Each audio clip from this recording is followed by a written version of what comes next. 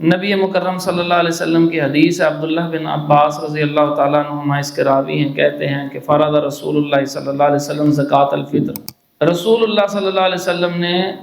زکوٰۃ الفطر یعنی فطرانہ فرض کیا ہے۔ کس کے لیے؟ دو مقصد ذکر کیے ہیں۔ پہلا مقصد طہرۃ للصائم من اللغو والرفث، کہ یہ پاکیزگی کا ذریعہ ہے روزے دار کے لیے، وہ روزے کی حالت میں پورا مہینہ رہا اور کچھ نہ کچھ اس کے حقوق اصل ادا نہ کر سکا، کمی کوتاہی ہو گئی، زبان سے کوئی ایسا فضول گوئی ہو گئی، یاوہ گوئی ہو گئی، اور کوئی رفث ہو گیا، کسی طرف توجہ کرنا، مائل ہونا، تو کوئی اس قسم کا کام جو ہوتا ہے انسان ہونے کے ناطے پہ بشری کمی کوتاہی ہو جاتی ہے، تو یہ اس غلطیوں سے پاکیزگی کا ذریعہ نبی صلی اللہ علیہ وسلم نے فرمایا، پہلا۔ دوسرا فرمایا کہ طعمۃ للمساکین،